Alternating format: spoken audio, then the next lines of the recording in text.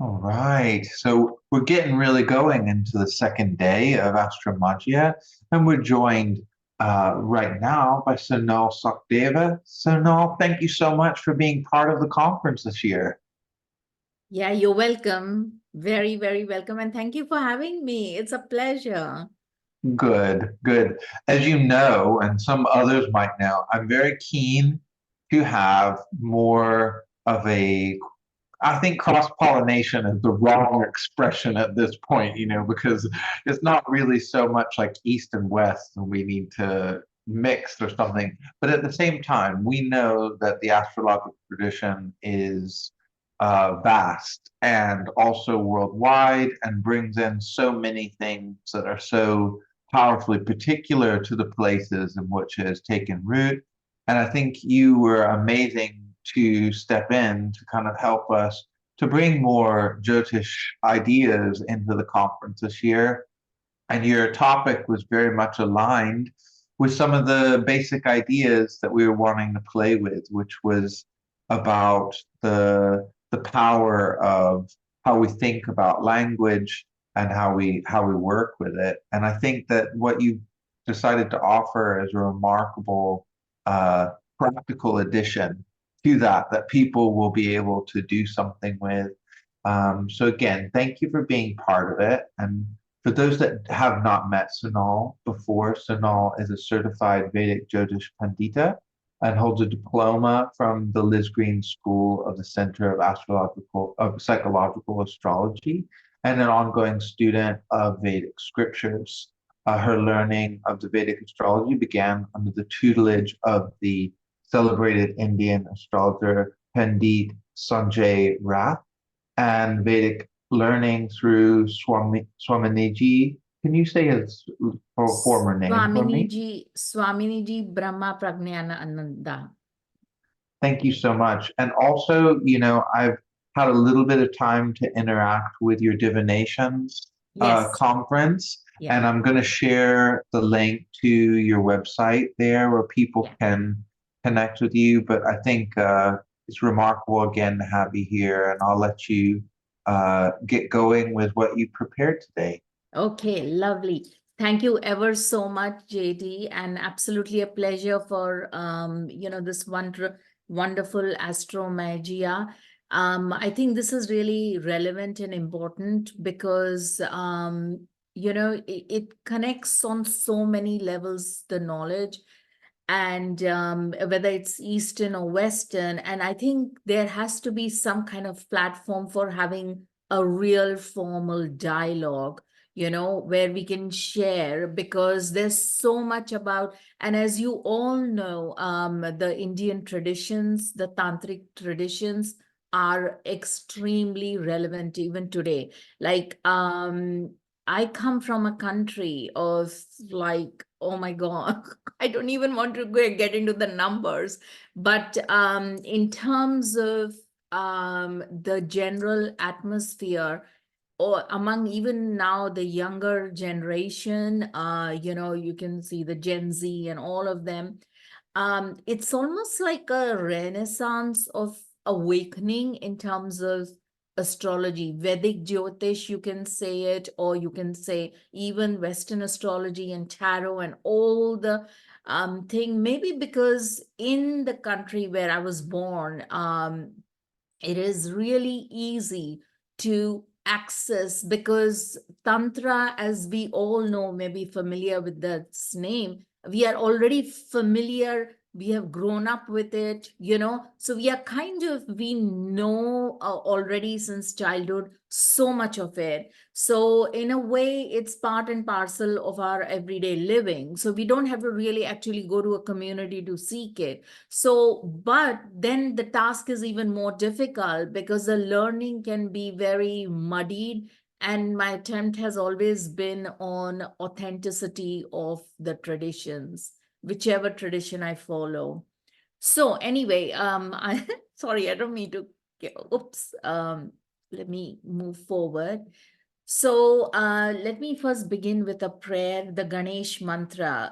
We just had the Ganesh Chaturthi, that is the birthday of Lord Ganesh, and we are all familiar with the Ganesh, and what it symbolizes. So, Gananam tva Ganapatigum Havamahe Kavin Kavinamupamashravastamam Jeshtarajam Brahmanam Brahmanaspatanav Shunvannotibisi Sadanam Prano Devi Saraswati Vajevir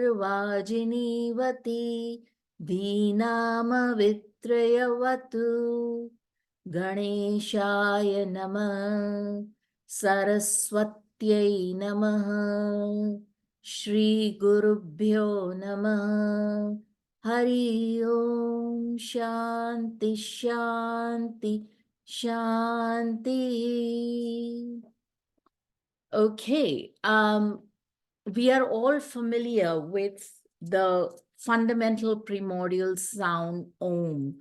Okay, and it is the origin of all the knowledge base which has been in India, and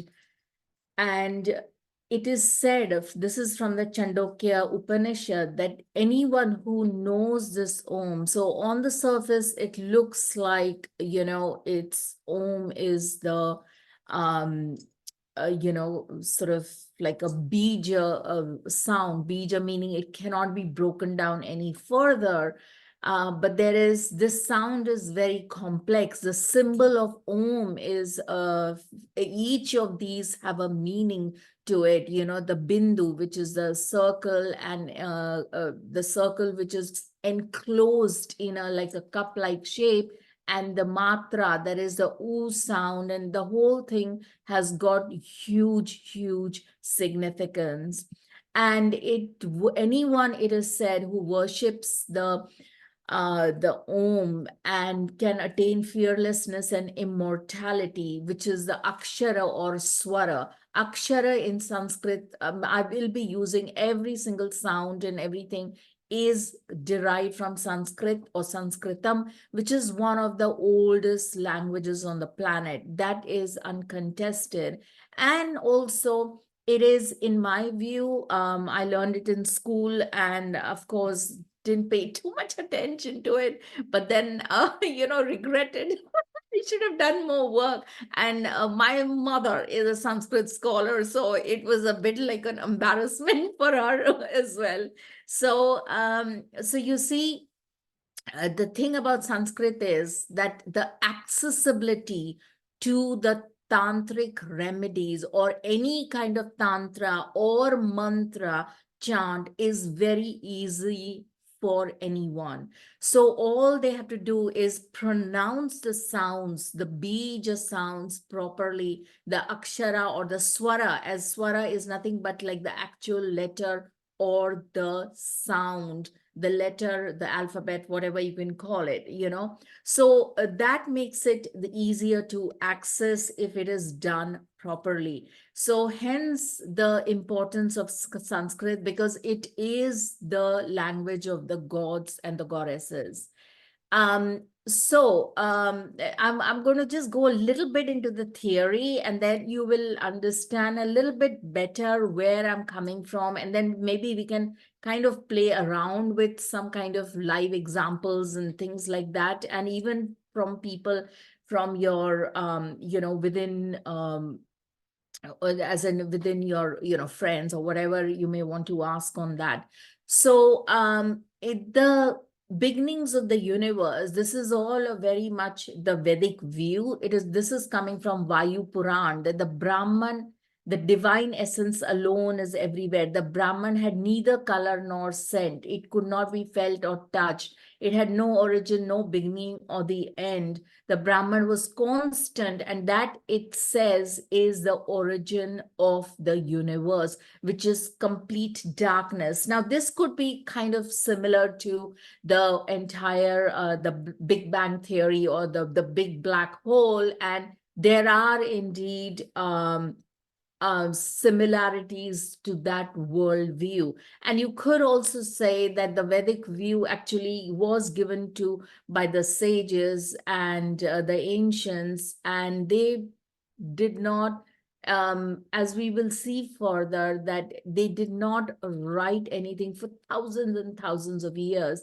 And that is also the reason why Sanskrit has survived, because it is the only language which is very, very old, no doubt, and it has survived because it is a very phonetic language. That is, as you see the letter in Sanskrit is how it sounds. So I will give you, as we go along, I will give you many more examples, okay? Now, I mentioned about the Om symbol or the sound, but it is a very complex one because it is full of latent creative energy, the Om, and it has an impulse. It is like the nothingness. It's called the Shunyata. Shunyata in Sanskrit literally means nothing, zero. And we know that the Indians were one of the first to bring about the concept of zero. And I'm talking of even mathematically, the concept of shunya or zero, as we call it, like zero is shunya. But it also has philosophy and the whole sort of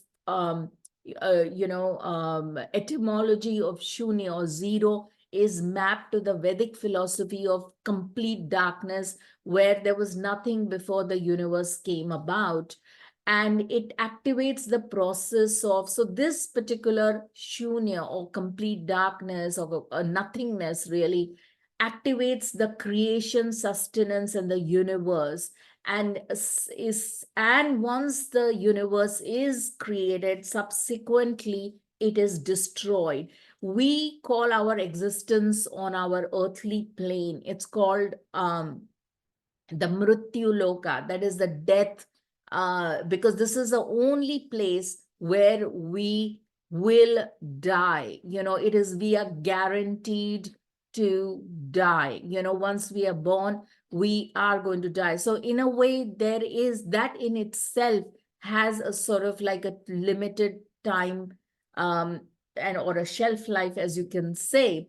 And so all of this is encapsulated in the symbolism of Om, because it is one of the, no doubt, one of the primordial sounds. And from that, or the creation exists, or rather gets created, and the sustenance. And it is said that the bindu fell through the sky. Now, it is not, it's not sort of like bindu is the circle of Om. If you can see here, it is that circular, it's this circle. This is called the Nad Bindu, okay? So this whole thing, it fell from the sky, but it is not, it's much more philosophical rather than, oh, something is physically falling from the sky, because the creation process is a complex one.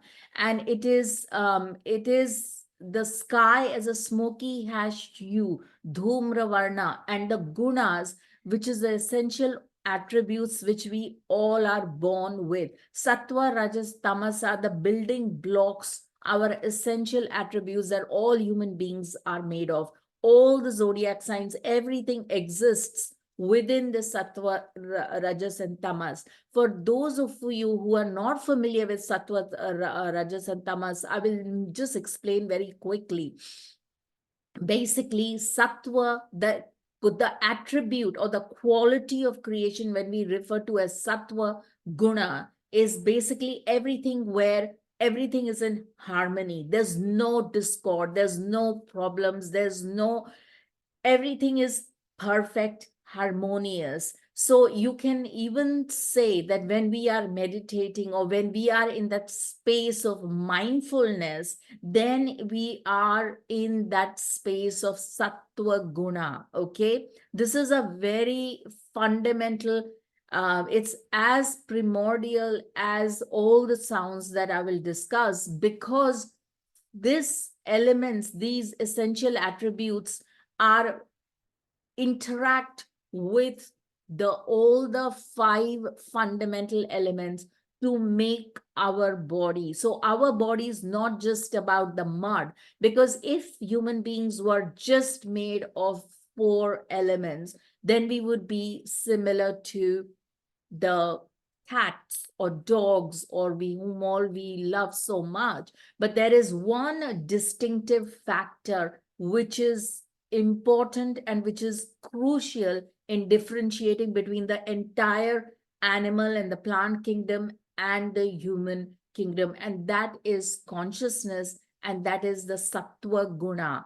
So this is where the sattva guna comes from. Sattva guna has to have like a kind of like a divinity within it, because there is perfect harmony. Okay. And we do reach it sometimes. Like I said, every time we do an act of kindness or an act of some kind of like, inspiration, where we are beautifully and perfectly balanced, is nothing but we are in that attribute of sattva guna. Similarly, rajas guna is a step down, but rajas guna means where we are constantly seeking something. We are seeking knowledge, we are seeking this, we are seeking astrology classes, we are seeking a whole gamut of things, and that in itself can create a lot of disharmony, or can it create like a kind of pendulum effect where we are swinging, and we are there's a sense of confusion when we don't get enough. There's an icha, there is a desire to make something of that knowledge, to get something, so that icha or desire is motivated also by the rajas guna, because the more we learn, then we can teach more, we can do more stuff, consequently we get rewarded much more, whether in terms of all kinds of rewards. And then finally, the tamas guna. Tamas is where we are at our lowest level in terms of, and I don't want to make it sound derogatory, because it's not derogatory. We need the tamas. Think about this scenario. You are having a big fat pizza, okay? Oh my God. And having a glass of wine or glass of whatever fizz thing you like, and you're plonked in front of the telly over your favorite box set. That is a perfect manifestation of the tamas guna, okay? Because you're absolutely you're not trying to do something or reach for something. You are just being, but that being is like you're fallen into the space of your own body needs, which is like food and drink and so on and so forth. And so that is a tamas guna. And often the tamas guna, if you stay in that state for too long, then you will have obesity, you will have mental health issues, you will have whole host of issues. So it is okay to do it like once in a while, but if you're constantly doing that morning, afternoon, and evening, then I think we have a problem. And that is the fundamental building blocks attributes for human beings, because anytime any of these gunas are out of sync or out of balance, then we have a big problem. Okay, too much rajas, we are going to be forever working, we become workaholics, nothing comes of it. We may have whole host of health issues. Constant tamas means what will, it's the evil will set in, we will be envious of other people, yet we will be inactive ourselves. So there is a problem with that. Sattva, if we are constantly in the sattva guna, it's impossible. It's like, think of even the best of the monks or the yogis, in India, if anyone's been, it is very difficult, because at some point, even the greatest of the yogis, okay, because they have manifested in this body, they will still have to consume some amount of water or air or food, or just air, just to extract the minerals from it in order to sustain their body. So in a way, all of us are combination of all of this. So you can't say that one is better or the other. It is just a question of degrees and variation. Anyway, so then we have this whole creation process of Aum. So this is a beautiful sort of Om chanting, and Om can be a little bit difficult, but just doing the Aum can itself constellate and be closer to the Om chant. Okay, so this is the A sound, the sound is mapped to the creation, the U is all about sustaining it, and the M sound is about destruction. Okay, and Brahma is supposed to be the inspiration. Of course, he's the creator. So now we have the creation is Brahma and the Prajapatis. Sustenance is all about who is maintaining it. That's Vishnu energy. And the destruction energy is Shiva energy, Rudra energy, or a particular form of Lord Shiva.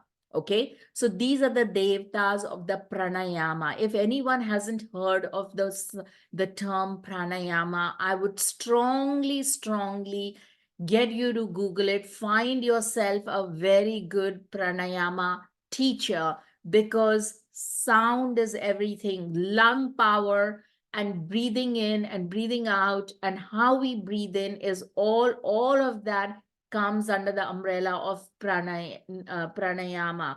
And pranayama is nothing but it's a breaking up of two words, Sanskrit words, prana and yama. So yama in Sanskrit means the god of death, and prana means breath. Okay, but breath is not just taking like like breathing, but prana also is a little bit more refined. It's almost like you're taking the breath in and it's going in, and what it does to your body and where that air is manifesting by once it's entering into the body and then exhalation, and that whole process is prana. Okay, so the whole thing basically that becomes the most important. So if you consider in Vedic astrology, we have everything like the pranayama, like I said, if you break up the word, this is the god of death, and prana is all about life in terms of breath. And so we are now in the territory of the moon and Saturn. So you see how one of the fastest moving luminaries, right? The moon, and one of the slowest moving outer planet, Saturn, they both control the prana. Isn't that interesting? That the moon, because without the moon, without our breath, we will not be able to survive. And the same holds true for Saturn. Without the Saturn, as we will see later, Saturn is the tattva or the element of air. Okay, and the sounds of Saturn we will see as we go along. So essentially, when we do longevity and a whole host of things like that, we always look at the combination of moon and Saturn. And for what? To ward of Yama. Yama is a god of death. So hence pranayama, when you join up the words together, literally means you are doing the pranam. You are basically in your body, in your breath, and being aware of the breath. So sometimes you don't need to do a huge amount of stuff. Just focusing on your breath will bring you back into your own being, which is one of the most important things. Anyway, moving forward, um, so now this is coming from the Dhyana Bindu Upanishads. We have like so many Upanishads, like 108 Upanishads. They all have some deep philosophy and some great insight and wisdom to be shared. So this, even if the sin should accumulate to a mountain extending over many distances, it is destroyed by dhyana yoga. Dhyana means literally, it means concentration and focus. And all we need to do is focus on our breath. And that is why I explained the importance of pranayama. The moon Saturn energy needs to be kept, like, absolutely on the money in terms of our awareness of ourselves. Because once we have the breath, because all sound, everything is a play of breathing. Some people talk fast. Often you must have said, when we really get angry, it's not just about the shouting. Our breath will change. It will go faster. It's horrible. I don't know if anyone, but I can really kind of have a bit of a temper, and I can really, like, I can feel my breath. And that is the time when that is the whole ethos of managing oneself. The Dhyan Yoga is basically focusing, dropping into your own self. And that is the importance of the Bija Akshara. Bija Akshara means the seed letter, like Om is a Bija Akshara, okay? Similarly, so is Reem, okay? Reem sound is also a Bija Akshara. So there are many, many Bija Aksharas, and some of them belong to some of the deities. So for example, we had Ganesh Chaturthi, the birthday of Ganesh. So the Ganesh's Bija is Ga Bija, Gum, okay? So Gum Bija is nothing but the seed letter and is the supreme Bindu. So it is one of the great Bindu is this, the top, the dot on top, and Nada is a spiritual sound above it. So this whole thing is the Nada Bindu, okay? So this is a very, very spiritual sound. You can have different seed letters, but they all will invoke this particular aspect of the sound Om, okay? Okay, let's move forward. And it is said about the Om, just as oil depends for its manifestation about the gingerly seeds, that is nothing but the sesame oil, sesame seeds, the odor upon a flower, so does a Purusha depend for its existence upon the body, both external and internal.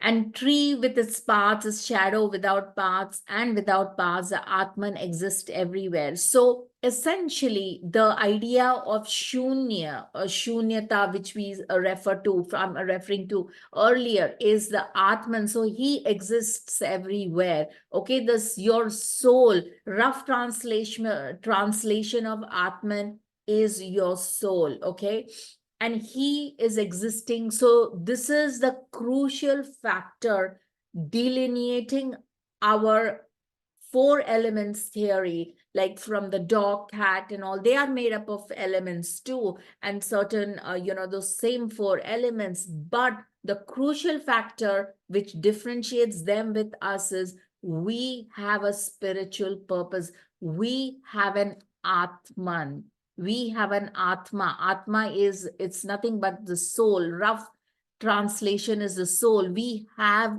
an existing soul within us. It is said our soul is somewhere near Anahata Chakra. Anahata Chakra is Rit Chakra, somewhere near the heart chakra, and it is behind it. So the rib cage, it is installed. It's kind of like in it. One can say it is installed there because the installation process is like when you are born, that soul or Atman exists over there. It has seen many, many, many births.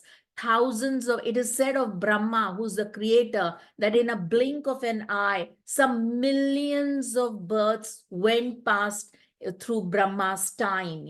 This is the power of that we have walked on this planet before. When we will walk again, unless and until we don't want to walk it, because we will come to a point where we want the knowledge of our deep self, our soul. Why are we here and doing the same old thing? How many times have we learned astrology? How many lifetimes have we spent on that? You know, many, many lifetimes, yet we are back to square one. So you could think about it like from this point of view, because that is the Vedic view. I'm simply a conduit for presenting the Vedic view here. Okay. So the one Akshara Om should be contemplated upon as Brahman. Brahman is nothing but another name for Atman, and all those who aspire for emancipation. Okay, not the emancipation. Maybe it is that song of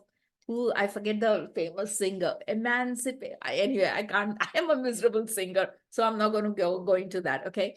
So so the main thing is everything, the why are we doing all this? Why are we worrying so much about pranayama and all of that? It is because of the Atman, because we want to know more about ourselves, and the sounds will help us to reach us there. Okay.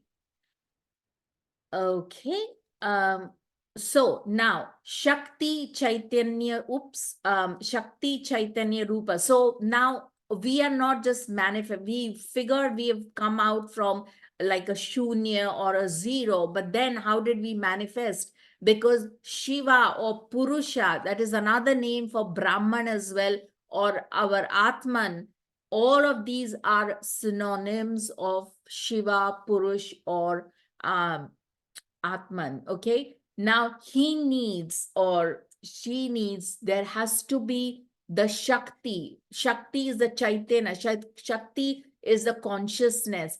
We can also say Shakti is the Gayatri. One of the oldest prayers on the planet is the Gayatri mantra, which is never ever to be sung like a song in public. That is a cardinal rule and a blunder people make, that they are singing with loudspeakers blaring and all that. It is not. It is a very tantric, very high level mantra, and it is for benefit of everybody.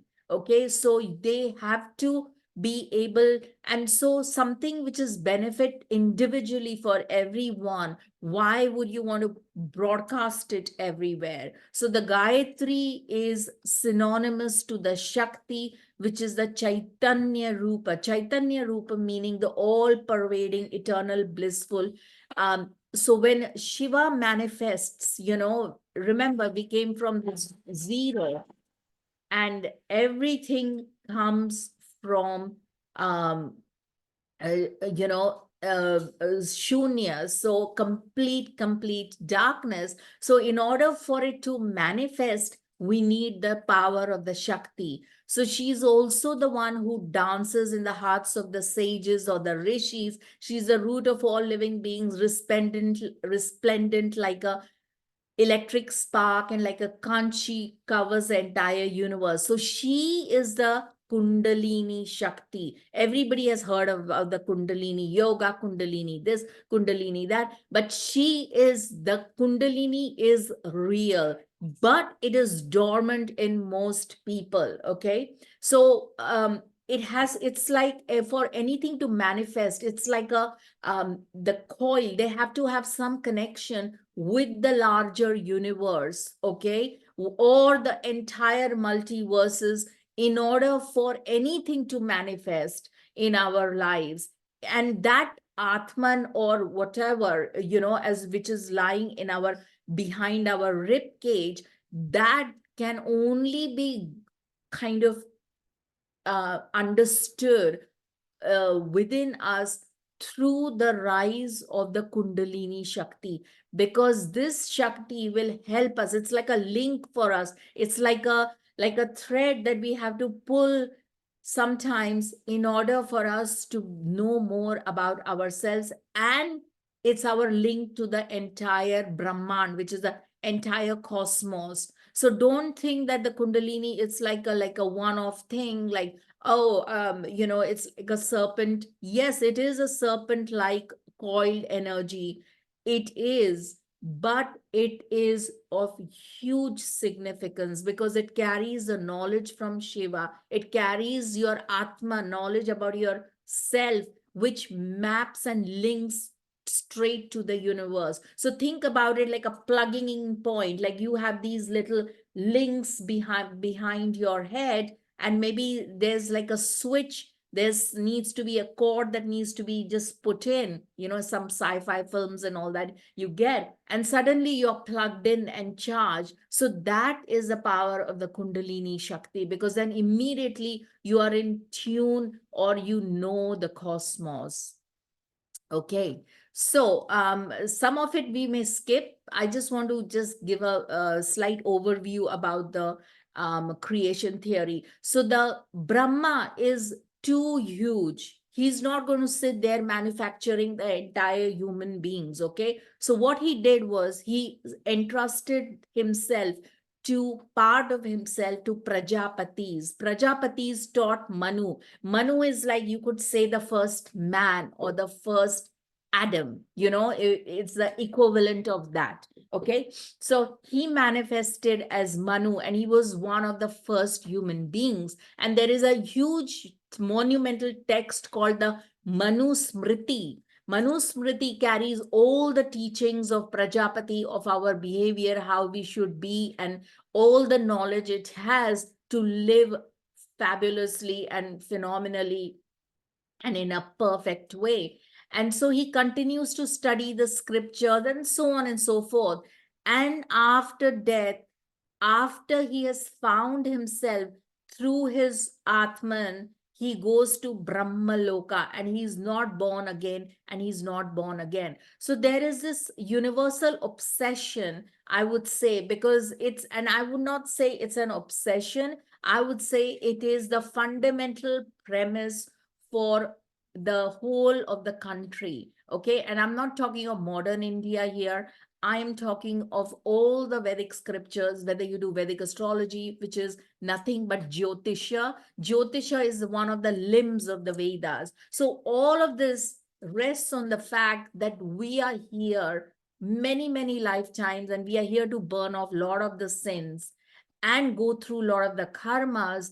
But in the process, we also have to reach the Brahman, that is the Atman within us, the Shiva within us, in order for us to be plugged into the wonder of the cosmos.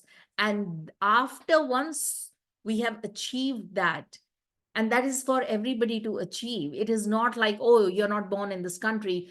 It's just that if you're born on the soil, on the Bharat Varsh, we call it, which is nothing but India, then it just makes it a little bit easier because we understand the concepts pretty much. It's like, it's in the milk of the mother, it's there. Okay. So, but that doesn't mean that it is not for everyone. It certainly is. Okay. And then we cannot be born again. And he goes straight to Brahmaloka or Satyaloka, which is another world, 7 worlds above our earthly plane of existence. Okay, so now the 6 Vedangas. I don't want to go delve too much into all of this. So I'm going to skip all of that. So the 6 Vedangas are nothing but the limbs of the Veda Purush. One of the Vedangas is Jyotisha. Okay, Jyotisha Vedanga is to understand the Vedas better, and that is astronomy and astrology. That's where we come in. Now, another limb of the Vedas is Chandas. What is Chanda? Which is nothing but the rhythm, the meter rhythm. When we talk of the rhythm, we are talking about sound. So sound forms a very fundamental portion of the Vedangas. Vedangas is only 6 of them in number, and they help us to understand the Vedas and the Vedic knowledge much better. Okay, so all of those 6, the sound which comes in the form of the chandas or the meters or the rhyme, is one of the fundamental building blocks. Hence the importance of sound, because let's face it, without sound we would not have anything. Okay, and now Similarly, the Gayatri Chanda is the great Gayatri mantra is in the chanda or the meter or a rhythm of Gayatri. It is itself called Gayatri, which is one of the 7 horses of Surya. Okay. So the chandas, which is nothing but the 24, okay, which maps to 24 syllables, the Gayatri mantra. But the Gayatri is also one of the horses. The chandas, there are 7 chandas, okay? 7 primary chandas or the meters.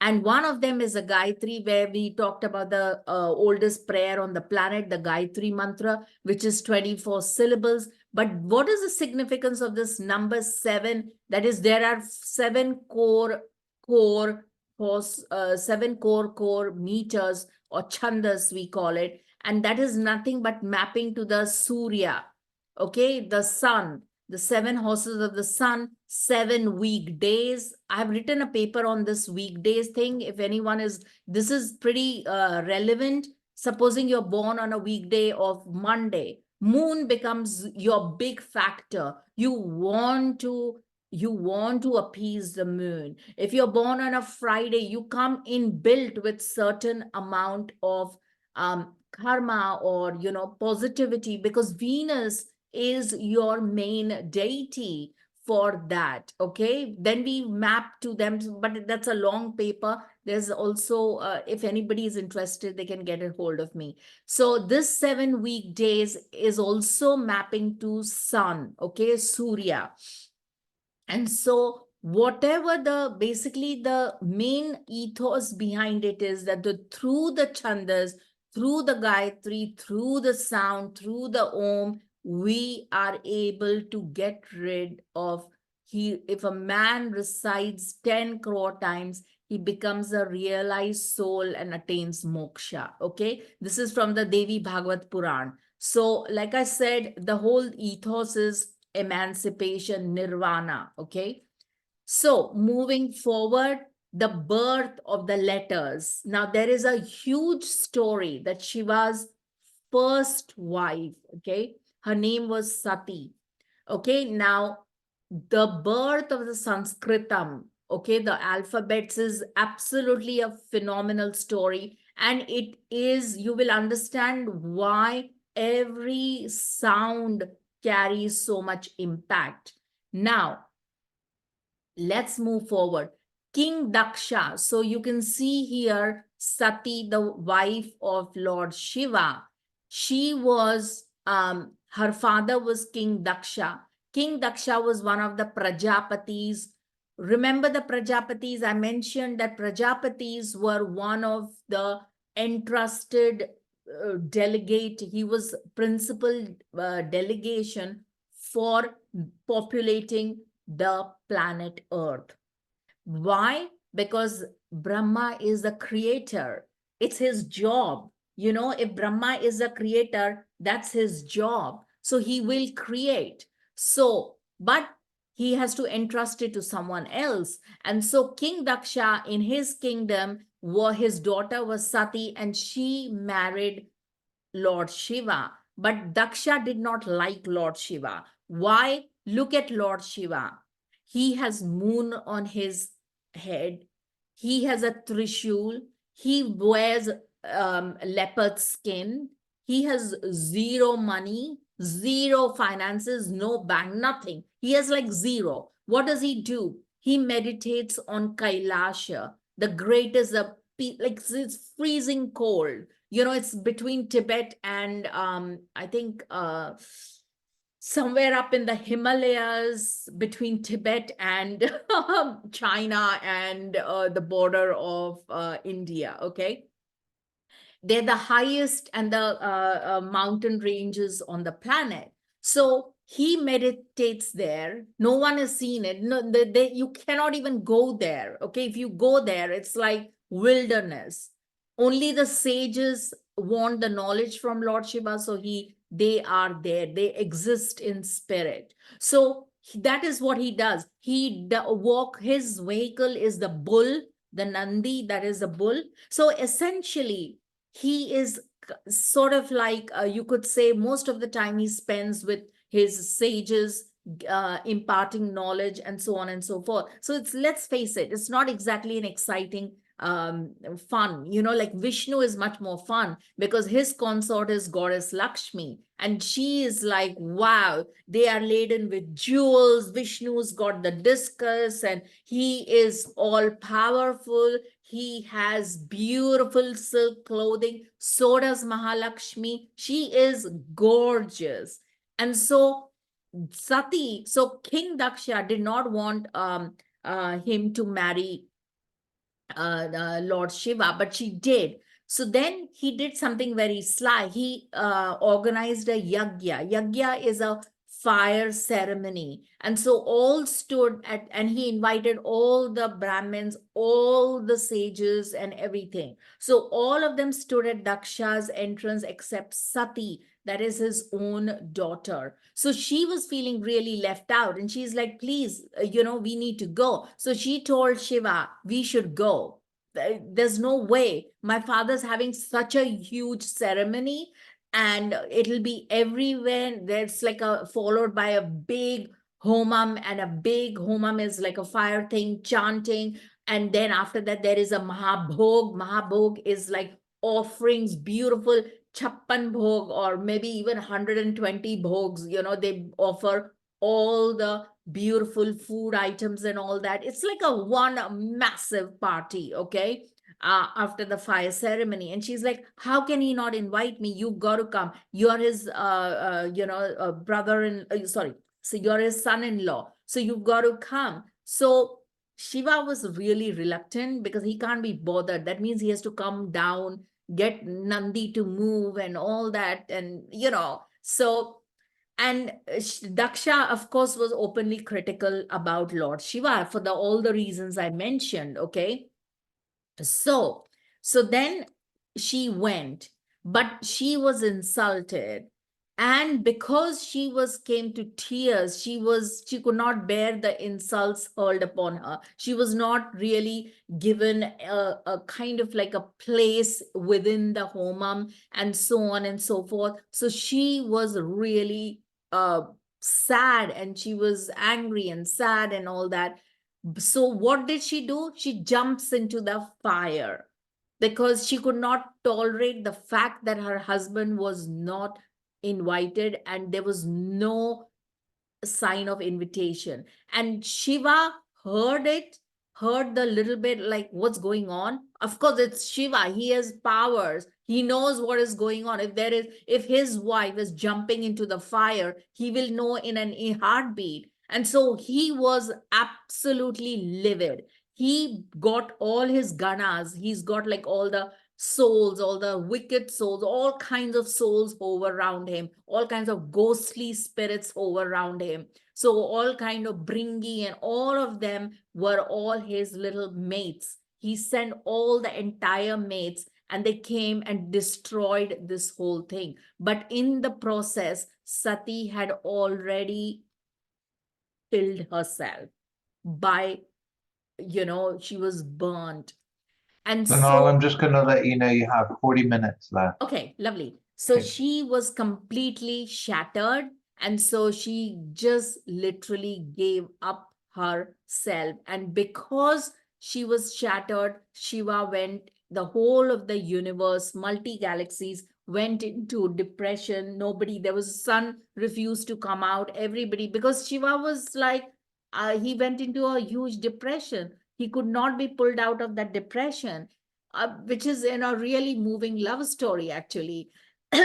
So Vishnu, so all the planets went to Vishnu and said, please, can you help us save this? This is getting out of hand. So then then Vishnu brought out his discus and literally cut the dead body of Sati in several parts. And wherever it landed, okay, there you can see the forlorn Shiva. And wherever it landed, they became in all around, they call the Shakti Pithas. Okay, there are 52 to 54 in number to match the Sanskrit alphabetical scheme. And each of them represents, each body part represents a particular Shakti, and a particular, the dismembered part of body of part of Sati represents a letter. And so that is the whole Shakti Pita. Shakti Pitas are very powerful tantric centers. Lot of people meditate, they do sadhana in order to connect with the deity of a particular Shakti Peeth. And the four main Shakti Peeths, which maps to the four main, the triplicities, the elemental triplicities are here. The Kamakhya temple, where the yoni, the genital, the yoni, if you people say that it's by the river, and it's all the blood.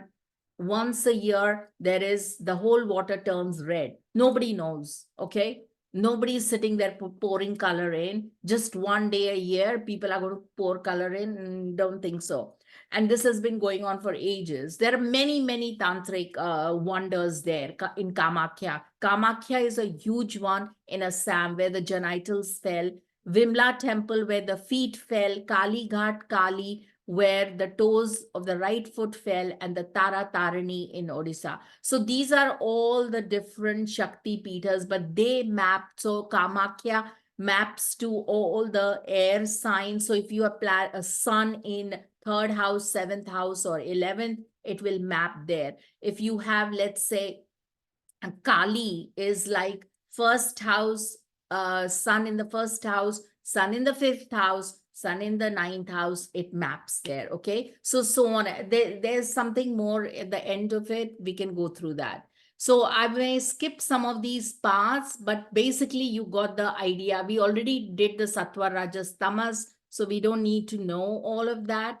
So let me come to the chakras, and we tuck into the, so essentially one thing I have to mention, all the sounds, all the touch, the sense of touch, the sense of shape, the taste and the odor are mapping into the rasendriyas or the shravanendriya, the sparshendriya, so the tactile, and they all map to a specific element. So the sound element is associated with the Akash Tattva. Akash is nothing but the divine element, the ether element, okay? Which is the main planet is Jupiter. And the touch is Vayu, that is the sense of the air, okay? The shape or the form, that is a manifested form, which is maps to the visual senses, is fire element. The taste element is the water element. The taste side is the water element, and the smell is nothing but the earth element. So these are the primordial, and this is from Charak Samhita, one of the oldest Ayurvedic texts. Okay, so these are the various lokas. So all of these have sounds. We are all familiar with the chakra sounds, okay? So there are the 7 states above us and 7 below us. So each of these have a particular sound associated with it, okay? Now, let's see the classification of the sounds. The first sounds to manifest is the Vishuddhi chakra. Vishuddhi chakra, that is, it comes from this particular, this is the Vishuddhi chakra, which maps to the Janar Loka. See, these are the different lokas, okay? Now, the Bhuloka is the Mooladhara. Now, let me just, I don't want to go too much into the lokas. Lokas are the different worlds. They are not just the chakras, because each of these chakras are mapping into a certain world. So Bhuloka is nothing but our earthly existence, which is the Mooladhara. Moola Mui in Sanskrit means the root.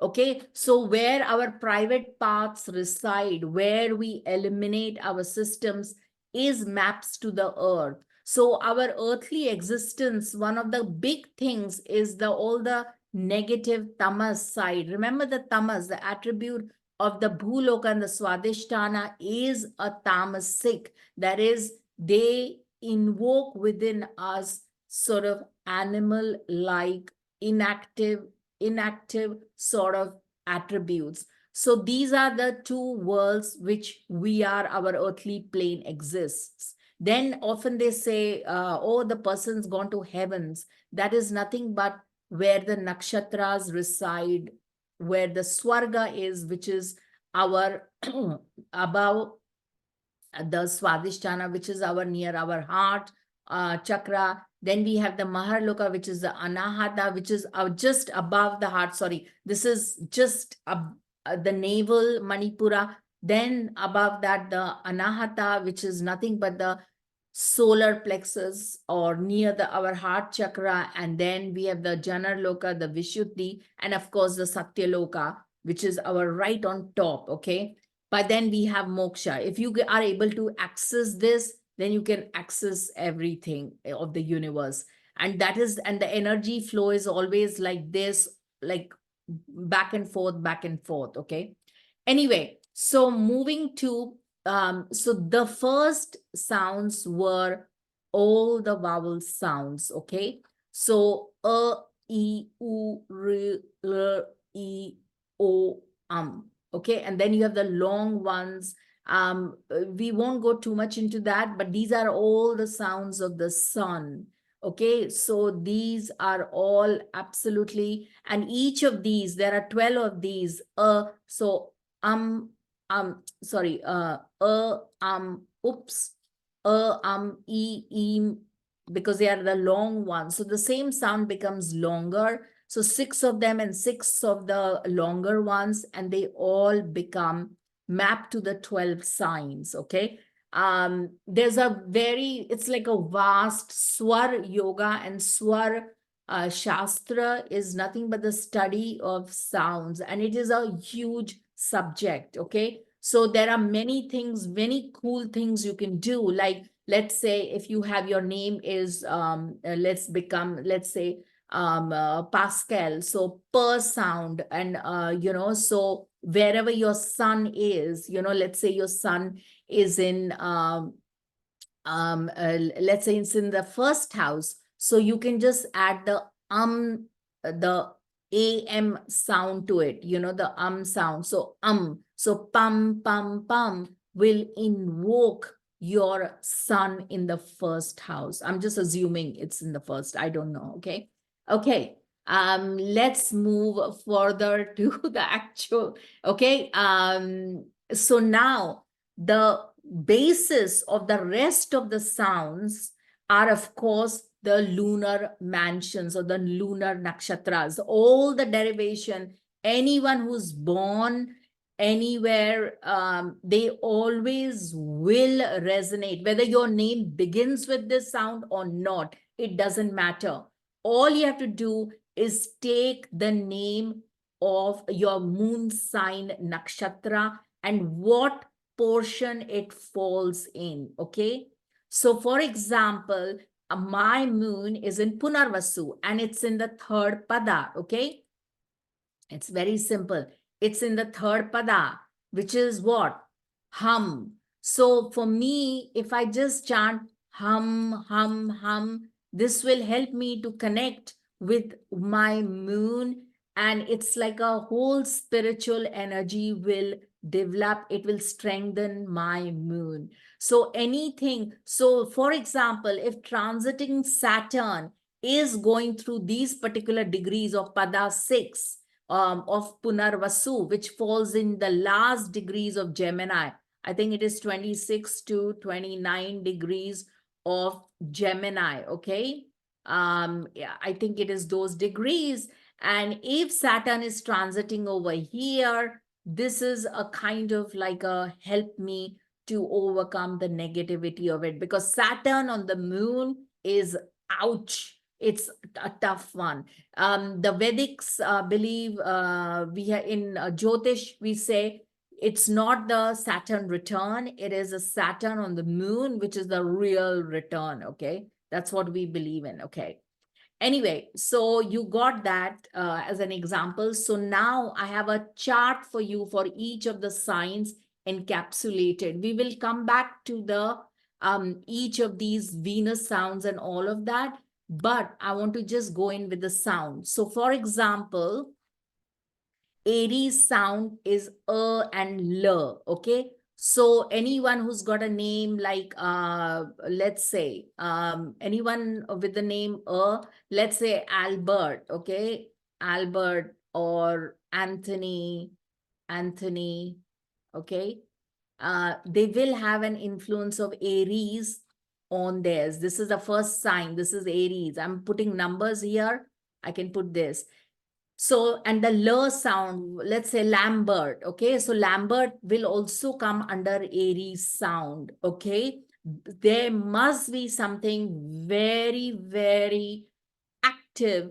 Aries sign will be active. Now, let's say you don't have Aries rising, your moon is not in Aries, your sun is not in Aries, that is okay.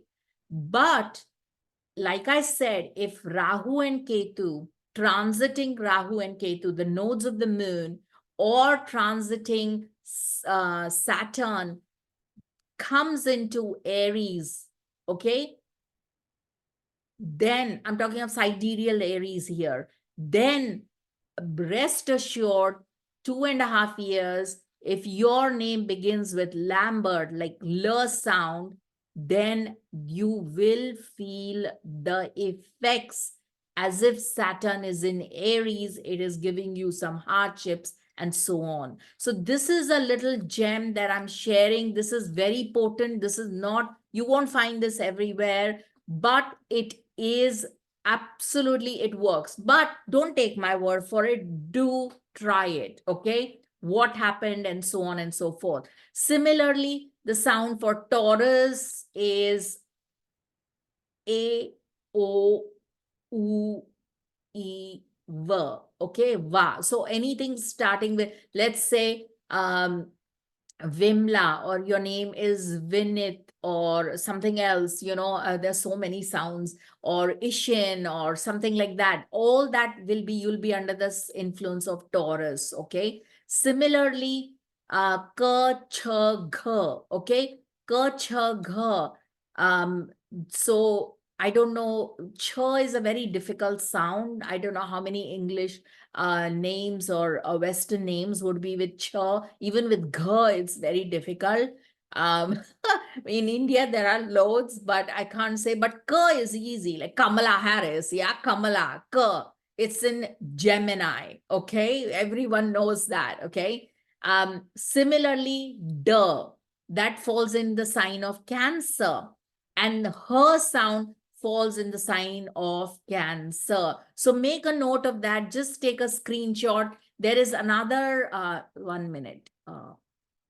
There is another representation here. This is called the Surya Chakra chart. This may be easier for all of you, because it also goes like this. But it may be a slightly, I think, maybe easier because it's marked here. So Cancer is da or her. So Donald, Donald Trump, he falls in the sign of Cancer, okay? But he's known mostly as Trump. So we will have to look at the other sound which is coming later. So Donald Trump would come in the sign of Cancer.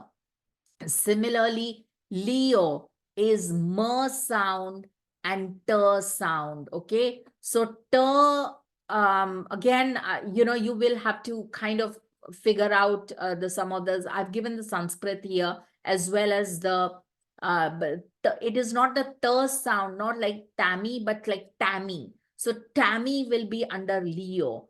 Megan will be under Leo, okay? Megan, definitely a Leo sound. Beautiful, very, very beautiful sound, okay? Similarly, pa, na, and tha. Now, these are all tricky sounds. They all will come under Virgo. Pa, na, and tha, okay? They come in Virgo. Libra will have r and ta. So ta is different to ta.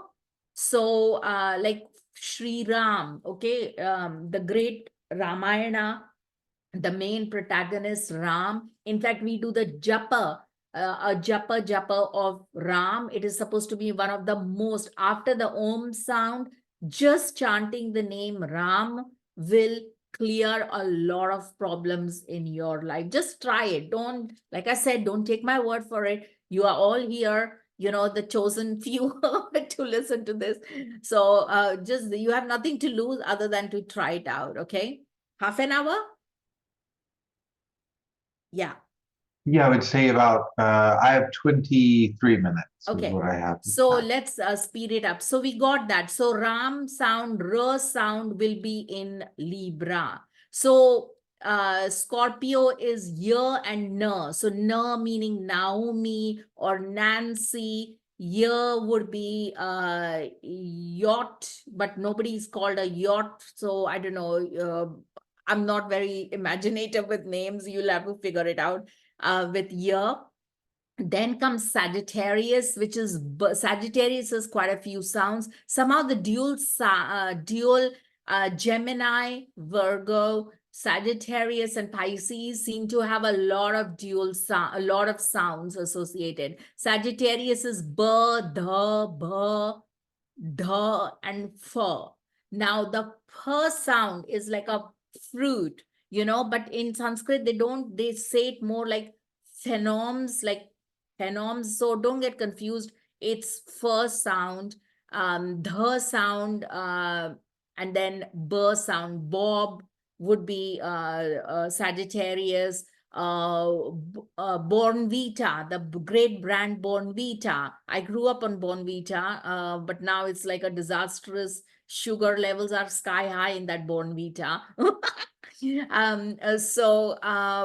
sound, but that interesting. It's in Sagittarius. So often we can do this. Okay, look for a company's chart and see if how much that company has survived for how long.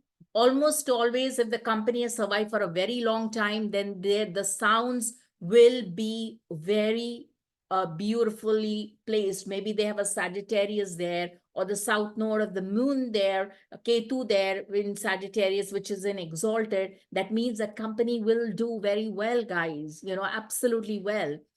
Then we have Capricorn, which is J sound, G and K.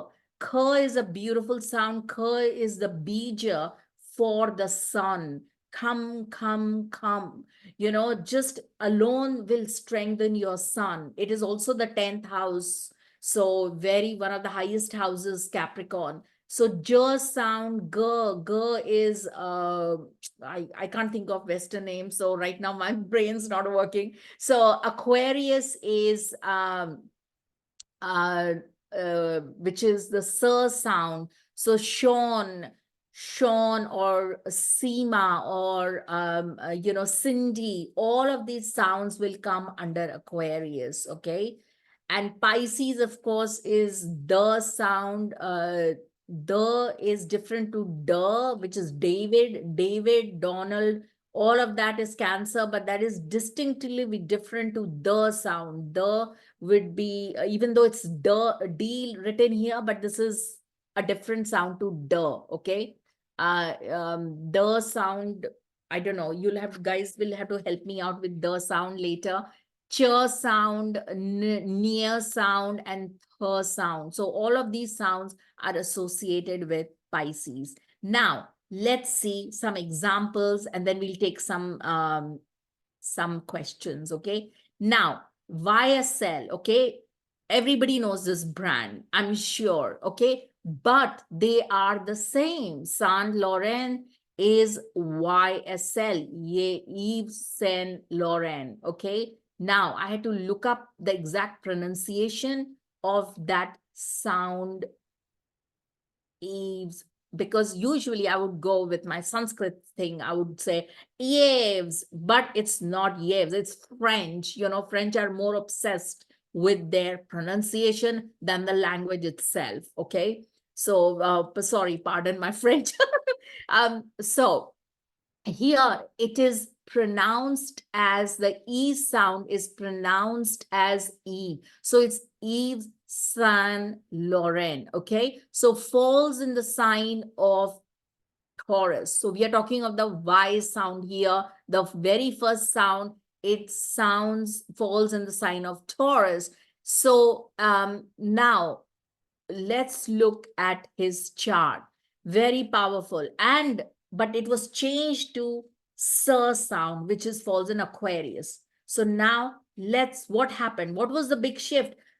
Guys, of course there's going to be a shift. If you're going to change names, you better be a powerful one, okay? Because if you're going into the trouble of changing all of that, then it pays you to get someone to at least select a proper letter, okay? So the YSL sounds full name of the man who founded this brand, and it was a top of the line luxury brand. So people who were close to him called him genius. He was like the wonder of fashion icon and so on and so forth. But the rebranding, when it became Saint Laurent, that is Saint Laurent Sir sound, it changed, the image completely changed. Did they really consciously do rebranding? Probably, okay, probably. But it's interesting that they wanted to change the name, and they did the rebranding to go more with the Aquarius sound. Aquarius is what? Innovative. It's got a little bit of a Uranian energy. It's got a Saturn energy, So it's like all kinds of people were able to connect to that brand. Now if we look at his chart here, guess what? Saturn is rising. His chart for Saint Laurent or YSL, he was, that was his chart. So he, this is YSL, by the way. This is his chart, okay? We are not talking of Hedy. I'll come to the Hedy in a bit, okay? So his chart, this rising sign is Aquarius. Taurus is his fourth house. In Aquarius, on his ascendant, he has got Saturn, retrograde Saturn, very powerful, okay? And if you see, the moon is in, it's his Atma Karaka, that is, it is a king of his chart, and it is with Rahu, a debilitated Rahu. It's in the 11th house. So the Lord of the fourth house, and where is Venus? It is in the sign of Cancer. Oh my God. It is with Mercury. It is with the Sun. It is with Mars. So it is with a whole pantheon of planets. So immediately we know that one Lord Moon is his soul planet. So we know that the sign Yves Saint Laurent will make him feel very happy, this brand, because it's the fourth house. It's where we love ourselves. We are happy.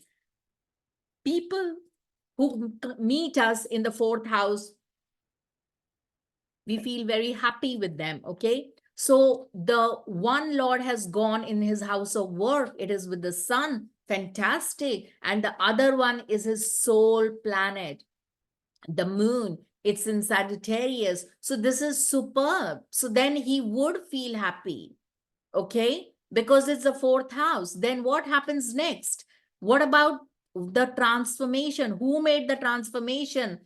A guy called Hedy Slimane, who was named creative director in the brand in 2012, brought other significant changes with him. For instance, he changed the brand's name from Yves Saint Laurent to Saint Laurent. So, hey, he's now becoming the ascendant. So YSL, forget about, we are not concerned whether he's dead or alive. Right now, we are only looking at his birth chart. And who brought in the transformation? Who brought in the eighth house transformation? Whenever we talk of transformation, it has to be an eighth house activity. Okay? Hedy Slimane brought in. And where does the sound, hey sound come from? ha sound or her sound from the sign Cancer, which is his work, all of that. So in YSL's chart, Hedy will bring about a massive transformation, a life changing, because all of these planets, the Sun, Mercury, Venus, and Mars, are in that house of Cancer. And it happened in 2012. We look at 2012, and guess what? He had started his Vimshottari Dasha of Mercury. It works, guys. It is beautiful. So Mercury is in the sign of Cancer, and the advent of Mercury Dasha assured this rebranding. And another thing I want to give you, from the moon, from any planet, take the your Atmakaraka, your king of your chart, your soul planet. From there, if you look at the eighth house, it is Cancer, because the moon is in Sagittarius. It is Cancer. So eighth house is where our karma lies. He had heavy karma. He had to transform. So he called in a transformation agent called Hedy, with the name starting in Cancer. So you see how beautifully and perfectly it works. So look it up in your chart. Who's the king of your chart? How does that resonate with you? How does it resonate with your name, first letter of your name? How does it resonate in your birth chart? Where does it, which sign does it fall in your birth chart? Is it in the fourth house? Is it in the 10th house? 10th house, fantastic. Maybe you have a sun there. Anyway, so now we'll take one, after this example, I will stop and then we will have some questions. Is that okay, JD? Yep, Yes. that's fine. Okay, lovely. The history of Rolex. We all know about Rolex. We all have dreamt it. Well, some of us have. Okay. And it's inextricably linked to the visionary spirit of Hans Wilsdorf. Okay. If I'm not pronouncing Hans well, then let me know. But it is, as far as to my knowledge, it is Hans. Okay. Swiss, French, or whatever, Hans, I don't know. I think they will say Hans, okay? So then one of the most, everybody is familiar with that brand. It is said that I tried, he was looking for a name, okay? He was looking for a name, Rolex. I tried combining letters of the alphabet in every possible way. This gave me 100 names, but none of them felt quite right. One morning, while riding on the upper deck of a horse-drawn omnibus called Cheapside in the city of London. Cheapside still exists, by the way, guys, here in London. I'm coming from UK, London. So here, you still in the central city of London, you do have a street, Cheapside, you know. A genie whispered Rolex in my ear. And of course, the rest is history, yeah. Let's look at his chart. This is Mr. Hans Wilsdorf, okay? So here, his Scorpio rises. The timing may be a little bit off, but it doesn't matter. We will work with the moon. We have another Sagittarius rising. So here, Sagittarius and, Sagittarius is not rising, but Sagittarius is where the moon is, because we have to see from 3-4 places. We see from the moon, we see from the rising sign, and we see the house from the sun, and how it will impact all of these placements. Okay, so the sound Rolex is in Libra. Okay, R sound, remember what I said? The R sound Rolex is in Libra. Okay, it's in Libra. From Libra, the moon is in Sagittarius. Libra is the 11th house. Superb. Are you going to make money? 11th house is the house of profits. It's the Naisargika, natural sign of Aquarius. 11th house. Yes, you will be charged and beaten up there. You will be put to something. But moon is with Rahu. See, Rahu is his Atmakaraka. What does that mean, Rahu? Rahu meaning north node of the moon. Rahu is his Atmakaraka. It's the king of his chart. It's with the moon. Fantastic. That means his life is all about that profit. He has made a whopping empire because Rahu rules natural sign of Aquarius, which is the natural 11th house. So the Libra, of course, the Libra is impactful. Why? Because check the sun, sorry, check the other planets, Jupiter, because moon sign Lord, moon is in Sagittarius. The Lord of that is Jupiter. It is with Venus. It is with Saturn in Aries. And it's all opposite Rolex. It's all opposite that Libra. It's all saying, hello, I'm here. Make me money. Make me money. That name is dying to make money for him. Okay? So, but Rolex, what was the big success of Rolex? The Oyster in 1926. Okay? So, I won't go too much into the dashas now because I want to take some introduce a concept. But one thing you have to also realize is the sun, from the sun, the sound, R sound is in Libra. So the Libra is in the 8th house from the sun. Now, whenever there is an 8th house resonances, you won't get everything. The sound perfectly entrines in angular to your sun and moon and ascendant, and your name is perfect. You won't, guys. It's impossible. Okay. But whenever the 8th house from the sun is constellated or any brand is there, it will grow. You may say, well, Sonal, is the 8th house, it's about transformation. Yes, it's about transformation. He transformed the whole brand. He transformed the entire watchmaking industry. He transformed luxury. He was a pioneer luxury brand seller in watches. That's how he transformed. 8 from the sun has that impact. Okay? Everybody getting this, yeah? Any questions so far? I haven't seen any come in. No. Okay, everyone's like wondering. Okay.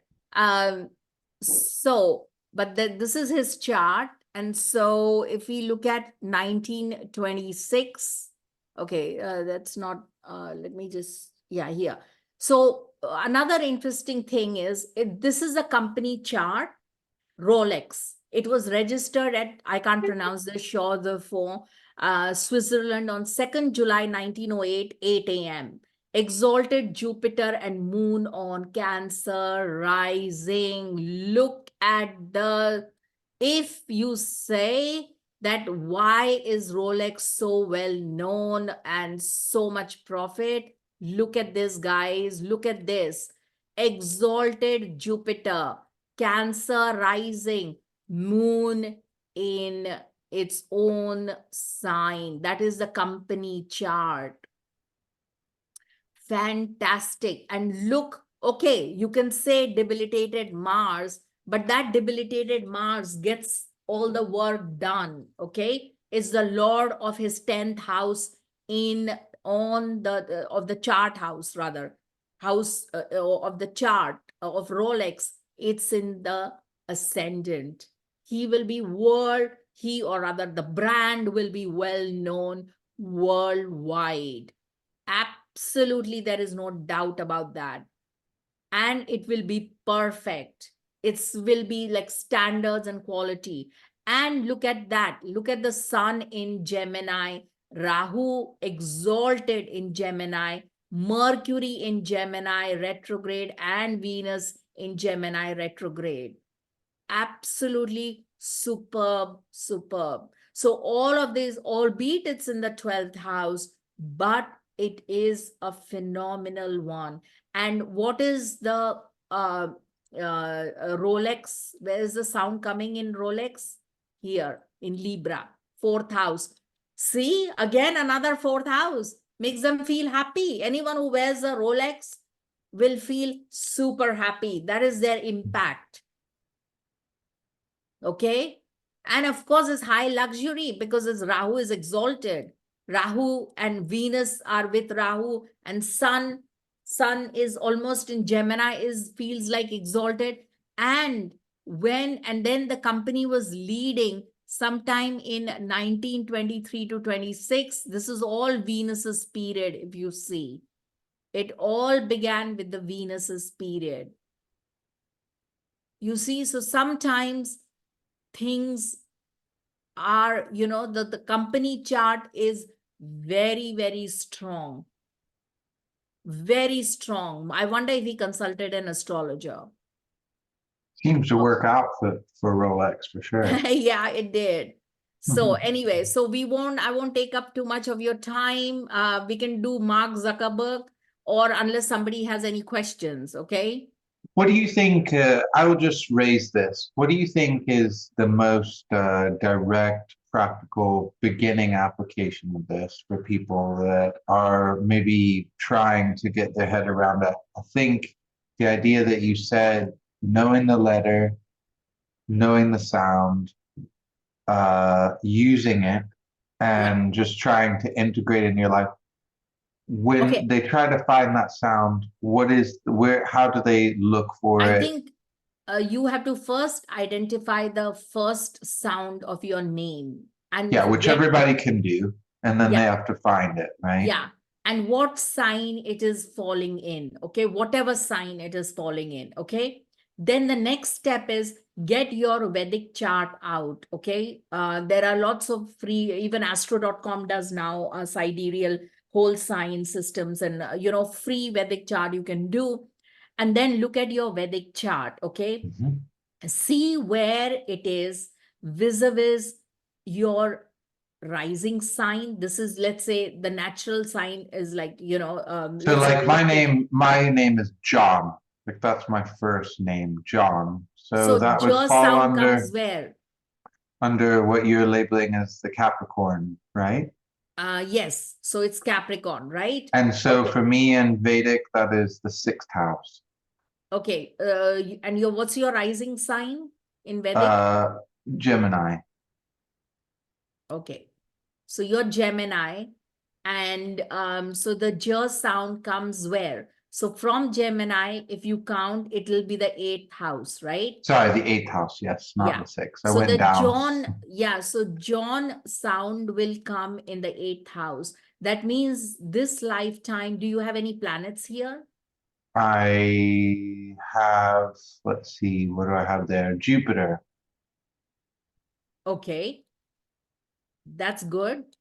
What else? But Jupiter is also the dispositor of your moon, because I do know that your moon is here, right? Your moon is in Sagittarius, correct? Yes. So your moon is in Sagittarius in the 7th house. The dispositor of the moon is, you have to keep it super healthy. It's your breath. It's every breath you take, not that song, every breath you take, but every breath you take, you have to have that idea that the moon always needs to be strong. In order for the fundamental principle is the moon, to gain strength for the moon, you have to make the dispositor of the moon always pakka. Pakka meaning it has to be on top of everything, a given priority. Make it nice, make it good. So your moon sign lord is Jupiter. So your name, Jupiter, every time your name is called, that Jupiter is constellated. Everything about the 8th house is constellated. 8th houses, transformations, shared resources, everybody, other people's monies, Jyotish, Vedic astrology, this astrology, that astrology, all things hidden, all things behind the scenes is the 8th house. Okay, thank you. So then that's something that people can begin to play with the first letter of their first name. Now, I know someone is, go ahead. Okay, is somebody asking a question? Well, they are asking, but they're going to take us into a different direction because they're wanting to not just shift to the first name. They're wanting to talk about the Okay. nakshatra pada sound. Okay. Is So as long Stella as it's something that we can answer in the time that we have, because we are coming to the end of the session. okay, lovely. Okay, that's fine. And Stella, I just want to say one thing, the D sound in Pisces like dove. No, the sound is not in Pisces, is the sound. See, this is a confusion, Stella. The the sound is like Donald, Donald Trump, Donald, okay? Uh, uh, Dove is also Cancer, okay? Dove, Donald, or all Cancer. But the sound, how would we say the sound? Anyone has any idea of the sound? Hmm. The, like, oh, the. No, all the sounds I'm thinking of that have that, I think fall under Cancer. I'm trying to think. See, like for example, Damodar, you know the name Damodar. It's a traditional Indian name, Damodar, okay? But it's not Damodar, it's Damodar. So that there's a subtle difference in the when you say Donald, you touch the tongue on top of your upper palate.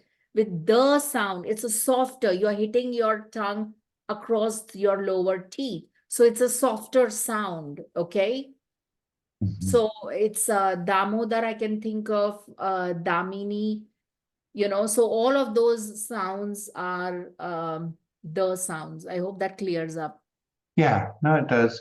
I think just giving people something that they can play with, that they can go off and do, I think is a great thing. And you had said that you have some upcoming courses on Panchenga and some other Yes, things yes. coming. I will So, be doing a course on nakshatras starting in the new year. mhm. And so if anyone is interested, they can just enroll. It'll be in New Year. It'll be very nominally priced, and it's the scratch, like bare bones of nakshatras to all of course, we'll do the sounds as well and how they differ from the actual this chakra. Actually, this particular, the signs are actually, all the signs are derived from there. Mhm. And I also have beginners fundamental Jyotish courses, recordings, and a whole host of Can them. they And there's find a, everything at yeah, circleofdivineastrology.com? Can yes, they yes, find? yes. If Okay, you want so to yeah, learn, and you can get on that. And I just want to end with a Shanti mantra, okay, please. a prayer, and then we are done. Thank you, So, Sanal. okay. Om apyayantu mamangani vak prana chakshushotra madho balamindriyani cha sarvani sarvam ब्रह्मोपनिषदं माहं ब्रह्म निराकुर्यां मामा ब्रह्म निराकरोत् अनिराकरणम् अस्त्वनिराकरणं मे अस्तु माङ्गणी उपनिषत्सु धर्मास्ते मयि सन्तु ते मयि सन्तु. Om Shanti Shanti Shanti. Okay, if anyone has any questions, they can get in touch on the email, and there is a Telegram group for learning if they want. Thank you so much, Sanal. It was great to have you involved in this year's conference, and Yeah, I hope very much that we can continue to develop some of this together. yeah. All right, my dear, we'll speak soon. Okay, lovely. Thank Bye you. now. Thank you. Bye.